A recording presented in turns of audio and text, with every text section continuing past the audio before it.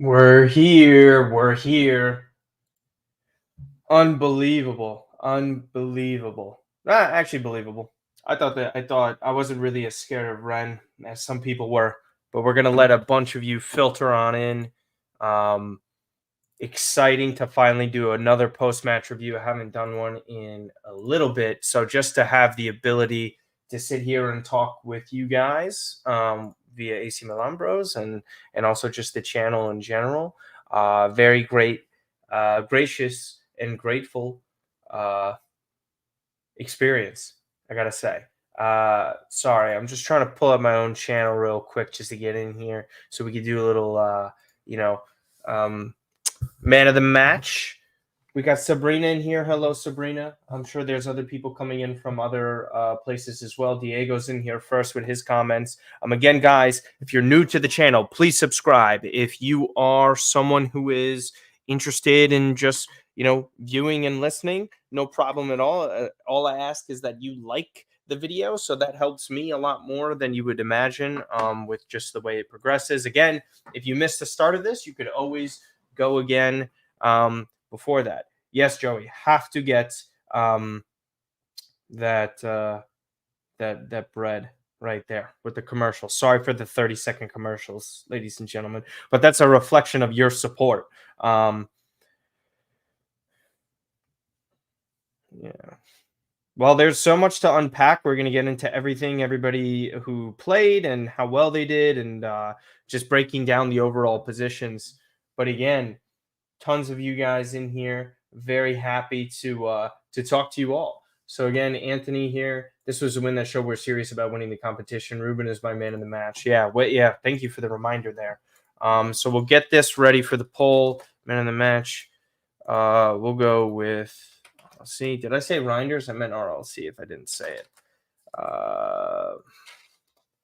Who else do we want to put? I think we could put TG Reinders in here, right? And we'll put Teo Hernandez as the other. But we all know who the man of the match is going to be. I think it's a very easy choice in terms of that. By the way, brought back the old school kit, by the way. So very happy with that. I think you're right about a complete performance. I think this was the first one since the Monza match. With the 3 goals. We're going to get into everything Pulisic, guys. I know that's a big topic of conversation for today. But yeah, let's just start from the very beginning, shall we? For Milan today, it was really just about coming out with the proper energy for a match like this. Again, highlighted multiple times, even in the preview with Sant'Angelo, that we really had to deal with the first leg, Monza over the weekend, and then a second leg, and then you really get into some tough fixtures in Serie A, where you have Lazio and Atalanta coming up, obviously with Monza over the weekend first. But it was very important for Milan to take this match at home at San Siro and put together a couple of goal lead over the aggregate and head into France. They get it with 3 goals. Again, away goals are irrelevant these days. But just to get 3 up on them, really just reevaluate over the weekend. I think that means you could play a lot more different players. I think Chukwueze is a must start over the weekend. And I'll get into Monza towards the end. But again, they came out with the right mentality. And the first thing that you really see today was just how well the midfield was playing. And that's just a testament to how Pioli set this up. I think they really he deserves a lot of credit for what he did today. I think it was relatively easy to make the selections once Kier was available and fit. Going with that back 4 absolutely made a ton of sense. Shout out to Florenzi as well. But yeah, I mean, listen, Musa in there possibly because of that yellow card that he had. And if he were to get suspended for the next one, then you feel comfortable with him playing even more minutes against Monza. And he's out for the second leg. But basically from the first minute, Milan were in complete control of this match. Over 20 minutes into the first half, they had around 80% possession. So they were just really in control the entire time. Really unlucky for Leão not to get that 1 goal. But we'll start with Loftus-Cheek in that first opportunity that he bags in the 32nd minute. And then again in the start of the second half, you really just have to applaud him right now with this formation change of going back to a 4-2-3-1, which, in case some of you U.S. men's national teams fans are kind of new to Milan and how they play, this is basically the formation that they've been using since Pioli kind of turned things around prior to COVID starting. So the 4-2-3-1 is something that has worked very well for them and obviously brought them their first Scudetto in 10 years. So for that, it was just great to see kind of get moved back into this position. Again, Steph Sartori of Sempre Milan was kind of speaking about how Pulisic is more in that Salamakers type role where we're depending on him for his work rate. We're really like not giving him much of a break because Chukwueze is gone. So yeah, I'll pull up some stuff right now real quick. Just so you guys just read the comments while I drink some water.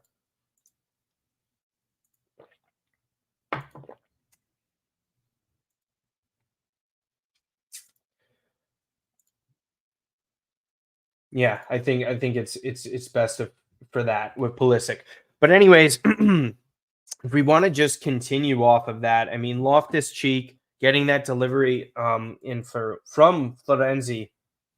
Talk about stepping up in the past 3 halves of football, you want to say, right? Coming on for Calabria, you knew it was going to be a difficult spot for him, especially to play in a couple of these matches. Calabria out over the weekend as well. So you're probably going to see Florenzi start again or more minutes for Terracciano, who we saw get some more minutes today.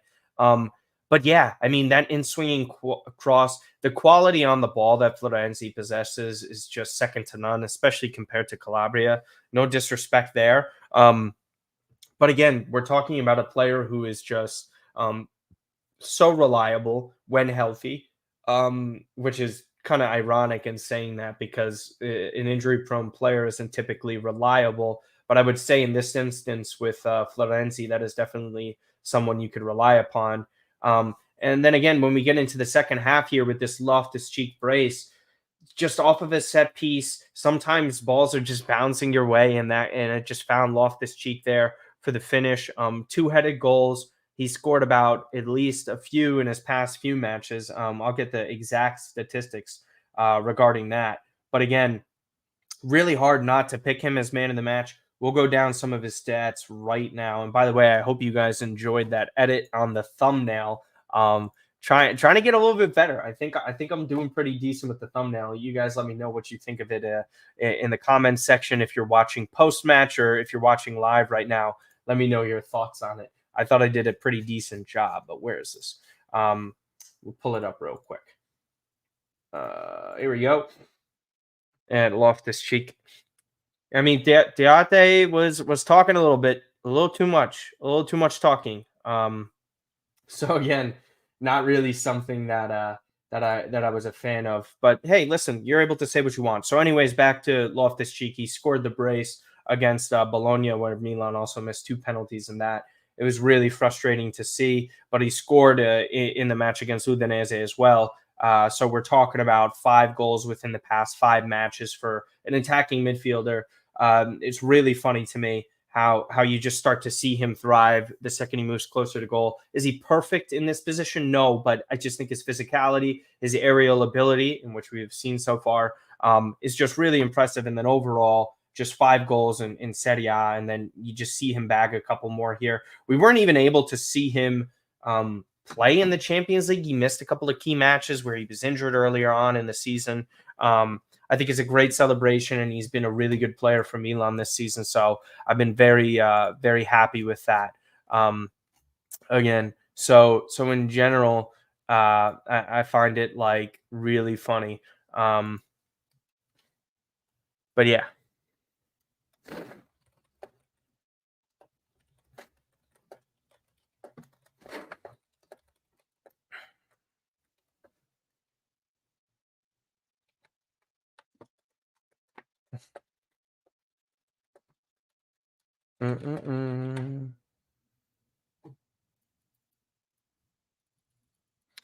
So yeah, let's see. You got a couple comments in here. Loving the celebration. I think he's out, Diego. I don't think he's supposed to be playing. He was. I think Reinders did more than that. I don't agree with that. Yeah, we'll get to that Leão goal right now, then, shall we? Holy shit, man! Just the entire sequence, right? Not able to stream it and play it up on the screen, but You're talking about that first back heel pass. Holy crap. Just to even open up the play, I think the players were just too stunned. The link up again with Teo Hernandez. And the finish was perfect. It's nice to see when Leão kind of gets this consistent ball striking ability. He did hit one of those shots well against Napoli, but really, really strange to see that his last 3 goals have come in cup matches. Atalanta was one of them, PSG with the bicycle kick, and now you see this against Rennes. Again, Leão, you would just hope that this translates to Serie A sooner than later, but Milan are kind of firing on all cylinders in regards to this. But Rafael Leão, I think, put in a fantastic shift today. I think he is someone that and I've said it in my videos, you guys can go and look back as to why I've said he's had a much better season than some people would like to let on. But my God, man, it's really hard to hate on a player who brings that type of quality. And I think I understand where people come from when they say that they want a better, Leão in terms of scoring in the league. I get that. I mean, 3 goals is certainly not enough, especially when you have a gap of not scoring from September and it's looking like late February at this point. It's just good to see that sort of confidence. And I know some fans are just going to cite that goal scoring within Serie A, but we're talking about somebody that is producing in cup matches and in pretty big moments. Again, that goal against PSG was huge in that win at home. Just even putting Milan in front against Atalanta, like that stuff matters on top of his contributions. Again, if he just gets anywhere between 5 to 6 goals to end the season, I think it's going to look a lot better in retrospect. But again, that absence for months is just going to do him in. It's really not great. But again, trying to think of what else to kind of like talk about in terms of that performance. I think what we'll get here with a clip real quickly. Apologize, I'm stumbling over my words. I've kind of been trying to get over the flu the past couple weeks. But this was the perfect performance that Milan needed, right? 3-0 win at home, able to rotate some players in the second half. You see Rafael Leão get on the score sheet, and especially with Rennes talking the way they were, like Teate saying that they were going to come in and expected to win at San Siro. That didn't go according to plan. A 3-0 win in the first leg of the Europa League round of 32 was absolutely massive for Milan. And anyone really arguing it at this point? What are you going to do? Lost my voice. It's hilarious. I can't even talk. I have to go high pitch. I have to high pitch like this. I can't speak. I lost it. You're going to see tears in my eyes. Because my freaking cough is just crazy. Oh my goodness. This girl looks so bad. But oh well. My God. Anyways. This looks just so bad. That was a good clip too. That's the funny part. We're just gonna have to grab the marker for it. Oh my goodness. I can't. It's just so much congestion. Just not feeling that hot with it. This is gonna be funny. People are just gonna be constantly laughing. Coughing in the red eyes. Youssef, no, don't get any ideas. Oh my God. It's also very bright. I turn off all the lights in my room just to have better lighting, because if all the lights are on, I look like a ghost. Oh my God. We got. Hopefully we're good. Excuse me. Again. Anyways, this is where I'm missing Santangelo and his 20-minute rambles. He could have saved me here. Again, with that 69 of you in here, we appreciate you tuning in to the YouTube channel. If you have not subscribed already, it would be greatly appreciated if you did. Audio platforms of the podcast, that Milan podcast between myself and Matt Santangelo, are on Apple and Spotify. You go over there. We're getting more and more listeners by the week. We greatly appreciate all of you, and we greatly appreciate all the subs to the channel. So again, this second half performance from Milan too, just firing right out of the gate, getting 2 goals within the first 10 minutes or so. Reluctant Pioli in terms of subbing off Olivier Giroud. The only thing that you could truly think about at this point in time is that Pioli is just going to entrust Jovic with a start over the weekend against Monza. And quite frankly, I understand where he's coming from with that. I think they value the second leg of the Europa League a bit more, which is totally fine with me. I don't understand how people would kind of argue against it. Would you have liked to still even see Jovic at the end of the day come on and get here as a substitute? You know, start him at the striker position and then go outside to the left wing with a Noah Okafor, take Leão off. I think was certainly a doable situation. Hey, listen, Vince. I think a lot of people are still on that wave because of what happened in Coppa Italia and the Champions League. Don't forget why Milan are here to begin with. But yeah, Pioli was never getting fired mid-season. They're doing too decent outside of this terrible Scudetto push. I think he's going to buy himself a ton of time. And listen, they're well positioned to overtake Juve for second place. Again, getting to see a player like Malik Chow coming in. I want to talk about Chow, guys.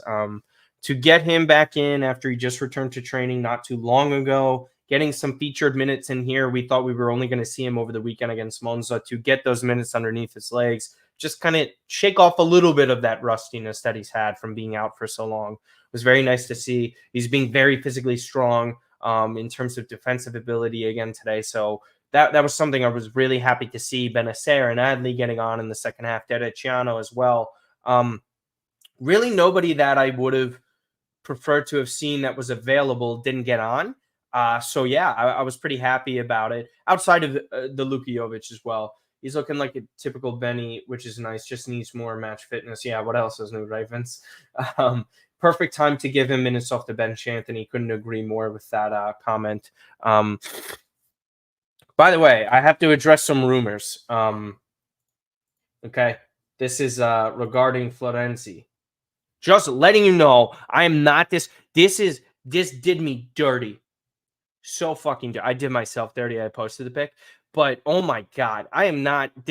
I am 5'6". I promise you, if I can go get a doctor's note about this, I am not, because people are just going to be Googling this now. I don't know why it looks this bad. I don't know why it looks this bad. It shouldn't be like this. I promise. People like no one's going to believe me now. That's the thing. That's the problem. Absolutely no one's going to believe me. That's probably the worst part in all of this, is that people think, oh yeah, well, was clearly just lying. Like there's photographic evidence right now. I can't even say it's Photoshop. This is the actual picture, but it's just not true. It just looks bad. It just looks bad. I think they did Florenzi dirty. I think they lied. See, they're saying he's 5'8", but Google says 5'6". He's not 5'6". I've met him in person. Santangelo is not here anyways to back me up. He was with me. Shout out Pete Defeat, Peter Morgan. Pete Defeat's his Twitter name. Peter Morgan. This was the match against Juve in the city at the 40/40 Club, which is now closed, by the way. Just a dirty look, guys. Just a dirty look. It's just not looking well for your guy.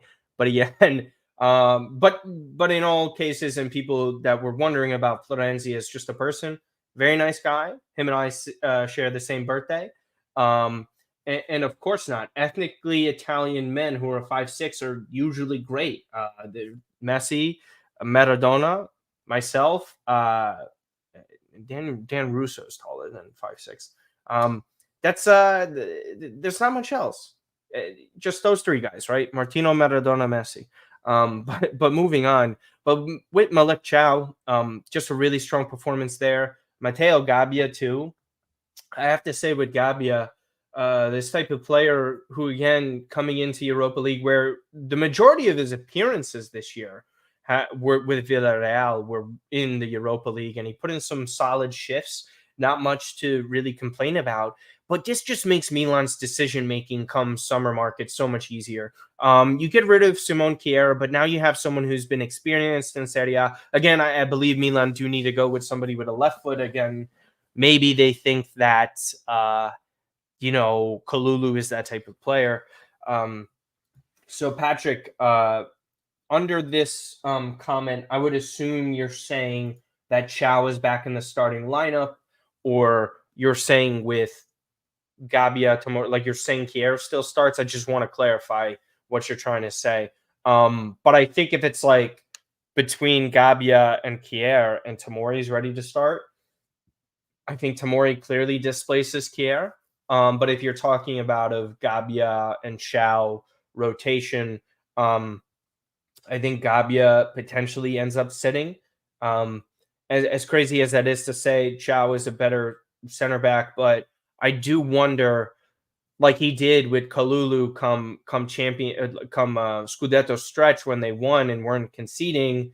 I think you roll with the hot hand until Gabbia gives you a reason not to start him. Personally, I still think a Kalulu or Tomori or a Chao and Tomori are the best duo. But when Gabbia is playing like this, it's kind of hard to drop him. You don't have to force Chao to come in. I think Gabbia should get the start this weekend alongside Chao. I think that if you were to start Kier again, I don't think it makes much sense. Gabbia has got healthier legs, but also the spin zone sort of part of this is that if you continue to play Gabbia this much, will his legs end up burning out? Will he get muscle fatigue playing in this type of system and style that Pioli and Milan deploy with this high line? I think that's something you have to worry about. You kind of saw it with Salamakers when he came in, even to an extent, Yunus Musa, right? They forced to play Musa. Kalulu buff in training, yes, absolutely looks like an absolute Greek god at this point. But yeah, excuse me. Gabbia is better than Chao. I think Chao has been very shaky at times, but when Chao is at his best, I think he's clear of Gabbia. Gabbia like I don't even want to like pit them against one another or compare at this point. Because I think they both have done well considering their ages and experience level. Again, happy about it. Do I care about winning Europa?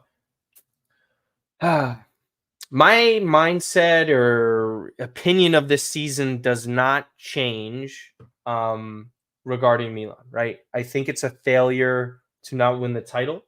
It's a failure not to get out of the group stage of the Champions League, and I also think it's a failure to get knocked out of Coppa Italia when they did. Winning Europa League helps some of that. It's a nice competition to win.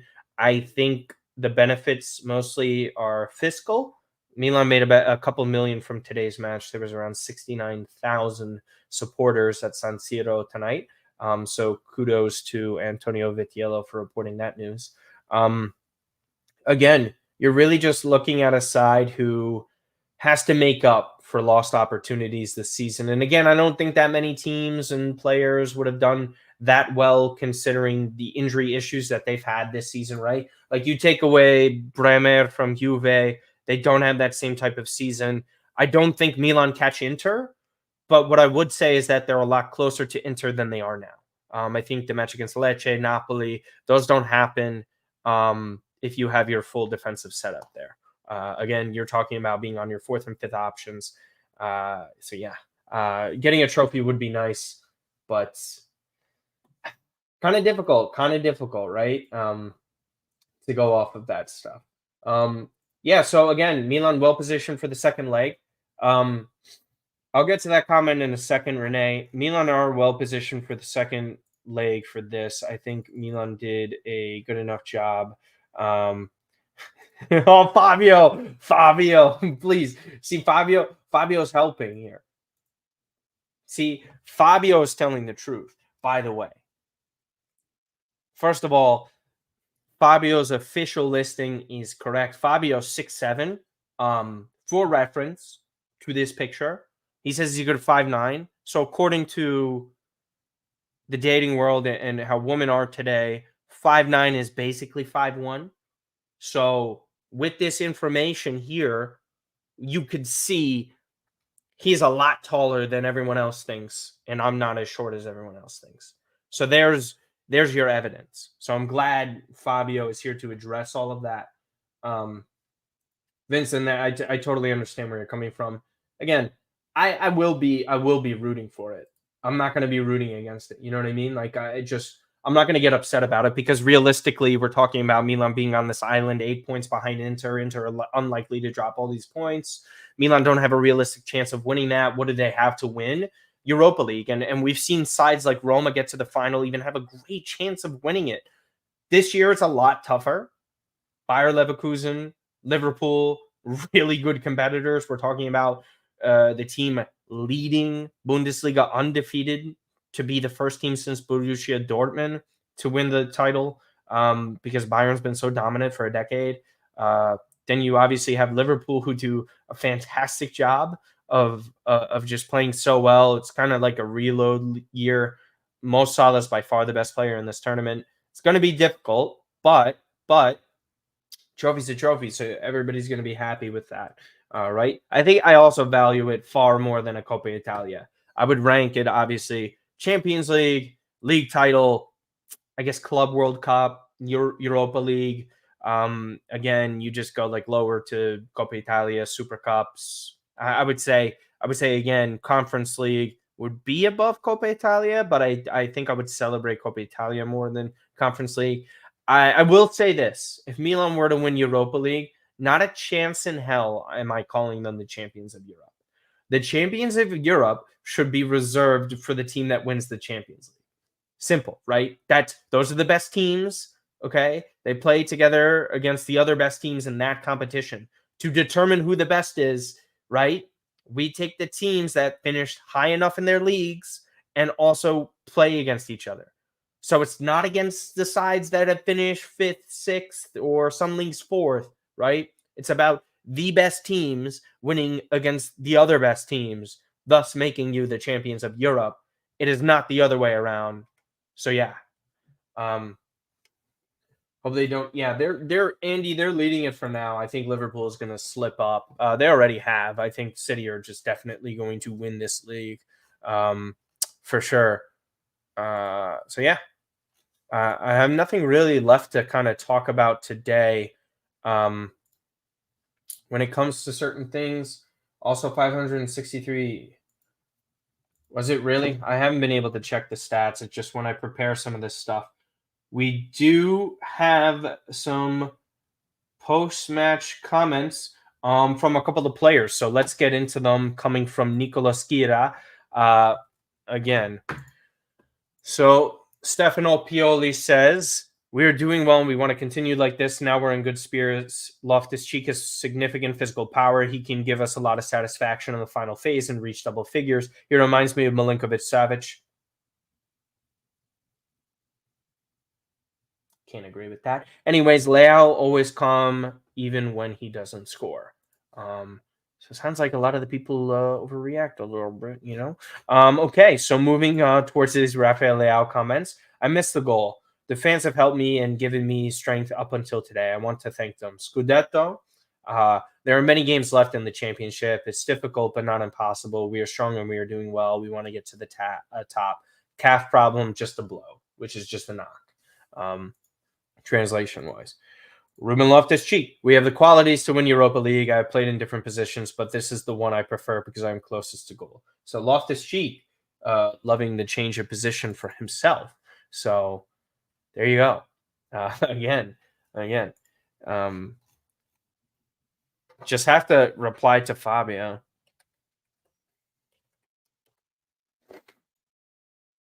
Right there. Damn, people telling me I should have auditioned for the Lord of the Rings movies. It's fucked up.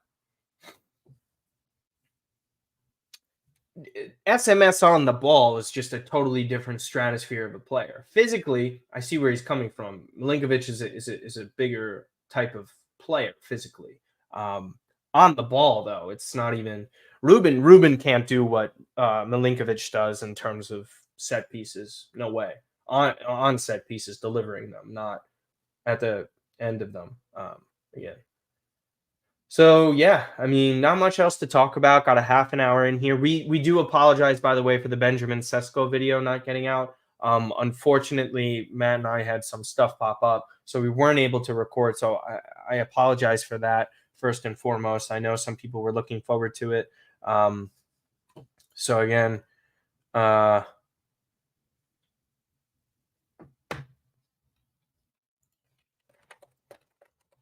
by the way, real rough past 10, 15 days for the Rafael Leão cannot pass crowd, right, guys? Right? We remember those people opening their mouths, saying all these audacious things about the best player. Yeah, Caliber, I agree. I think you are 100% correct, sir.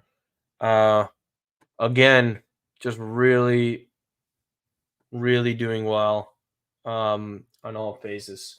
Again, guys, I appreciate you so much. How many likes do we have on the video today?